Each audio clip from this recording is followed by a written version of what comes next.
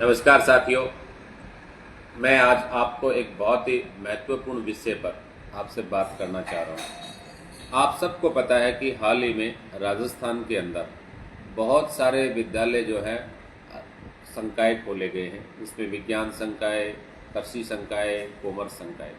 इसी क्रम में चूरू जिले की राजगढ़ तहसील के नून पंचायत में आदर्श राजकीय उच्च माध्यमिक विद्यालय में विज्ञान व कृषि संकाय खोला गया है।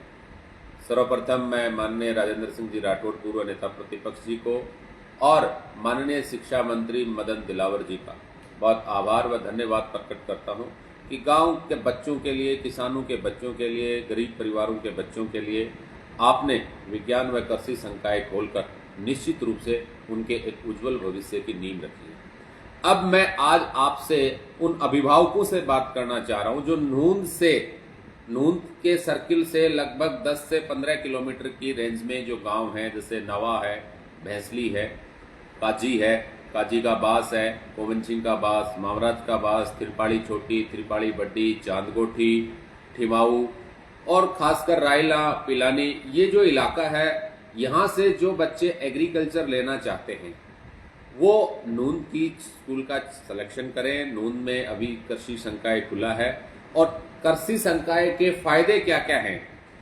जो भी लड़की कक्षा 11वीं में एग्रीकल्चर में जो एडमिशन लेती है, सरकार उसको प्रोत्साहन राशि के रूप में प्रतिवर्ष 15,000 रुपए की स्कॉलरशिप देती है। चाहे वो ओबीसी की बच्ची हो, चाहे वो एससी की हो, एसटी की हो, चाहे वो जनरल की हो, ईडब्ल्यूएस की हो, एमबीसी की हो, प्रत्येक छात्रा को 15,000 रुपए का स्कॉलरशिप राजस्थान सरकार के द्वारा दिया जाता है। आप ये भी जानते हैं कि राजस्थान के अंदर लगभग 40-45 एग्रीकल्चर कॉलेज खुले हुए हैं। एक अभिभावक के सामने ये समस्या होती है कि अगर मैंने 11वीं 12वीं एग्रीकल्चर से करवा लिया तो 12वीं के बाद मेरे बच्ची को कहाँ भेजूंगा।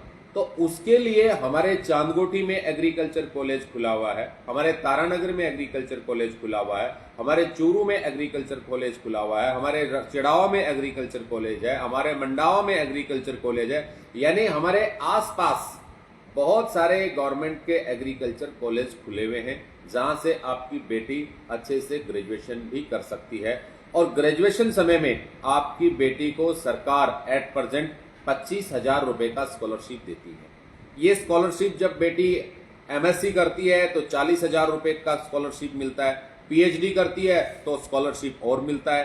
तो मैं आप सबसे, अभिभावकों से, मेरे मित्र साथियों से और मेरी बात जो भी अध्यापक गण सुन रहे हैं आसपास के, मैं उनसे निवेदन करता हूं कि जो बच्चा साइंस, कॉमर्स, आर्ट्स, एग्रीकल्चर किसी भी स्ट्रीम का सिलेक्शन जो बच्चा अपनी मर्जी से करेगा, अपनी मर्जी से ही करना चाहिए जिसमें जिसका इंटरेस्ट है। लेकिन अगर वो एग्रीकल्चर स्ट्रीम का सिलेक्शन करता है तो वो नून की स्कूल को विजिट करे।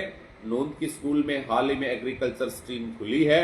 निश्चित रूप से सरकार आने वाले कल में बहुत अच्छे लेक्चरर यहाँ अपॉइंट करेगी और आपका भविष्य जो है अच्छा बने, सुदृढ़ बने। इन सब बातों के साथ आज बहुत बड़ा पर्व है, गुरु पूर्णिमा का पर्व है। मैं मेरे जीवन के उन सभी को जो मेरे जीवन से कनेक्ट रहे, जिन्होंने मुझे अपनी अंगुली पकड़ के चलना सिखाया, माँ से लेके टीचर तक, दोस्त से लेके परिवार तक, छोटे बच्चों से लेके बुजुर्गों तक, जो भी मेरे जीवन में अपने अमूल्य जिन्होंने मेरे को सानिध्य दिया, मैं उन सबको इस गुरु पूर्णिमा के पावन पर्व पर प्रणाम करता हूँ।